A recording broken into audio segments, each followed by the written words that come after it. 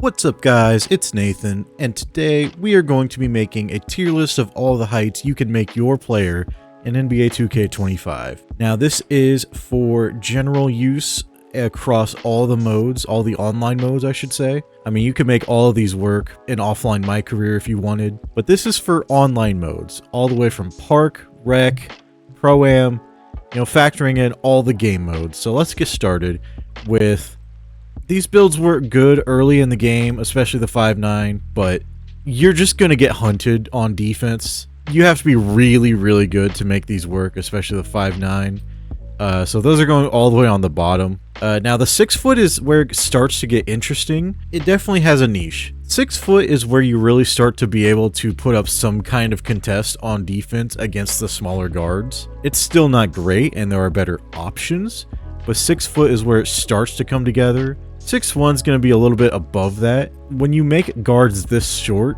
you're focused mostly on offensive capability, playmaking, being able to get by a guy into isolation. 6'1" is the first build that can kind of do it, and I could kind of recommend. It would not be my first option for a guard, but 6'1" can get it done. I would recommend this at point guard pretty much only, unless you're running with a squad. In some situations, you can get away making it at the 2, running a zone. This is the first build I would somewhat recommend. 6'2" is not bad.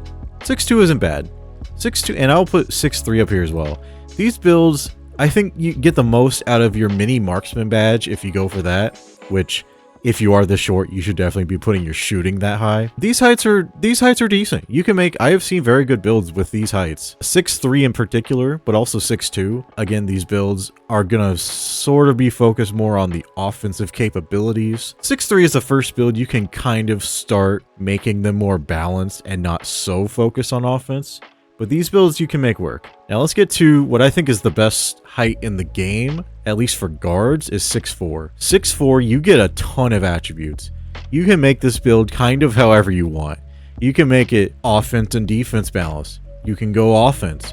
You can put rebounding into this build. You could put up to 80 some rebounding in this build and make it work. You get so many badges at 6'4". It's insane. 6'4" is, I'm gonna say, probably one of the 3 heights I will put in the S tier. There's just a few heights that are better than others. 6'4" is definitely one of them. 6'5" is definitely not one of them. If you try to make a 6'4" build, put it up an inch, you will not get close. You could get it to the offensive capability, but you're gonna be lacking on defense, for instance. 6'5" is mostly a role player build. This is not an all-around height that you can do. If you want to make a sharp 6'5", you can do it, sure. But I will say, as the shortest height of the middle height builds in the game, 6'5" to 6'9", I think all the other ones are better. Another S tier coming right up, 6'6".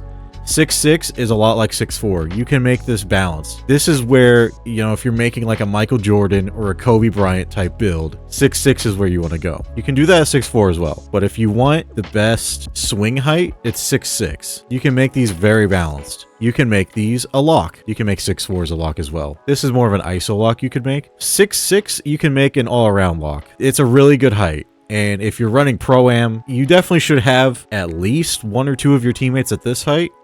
6'7", also very good lock height, very good defensive player height. This is another one that you could do a lot with.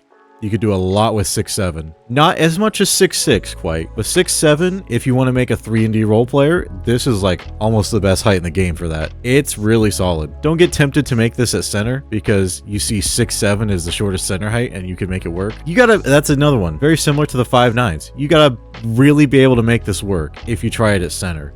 I'd recommend taller. But if you're making like a forward, maybe the tallest shooting guard that plays down to the 3 in random rec, this is a really good height for that. 6'8" is another really good height. 6'8", you have to start being more selective with what you want. You can make this all around, or you can make this a bit of a role player. It still gets pretty good speed. You can get up to gold slippery off ball with 85 speed and 77 agility at 6'8", and that's one of the last heights you can really do that at without sacrificing too much. But still, 6'8", if you're making a forward, this is a good height.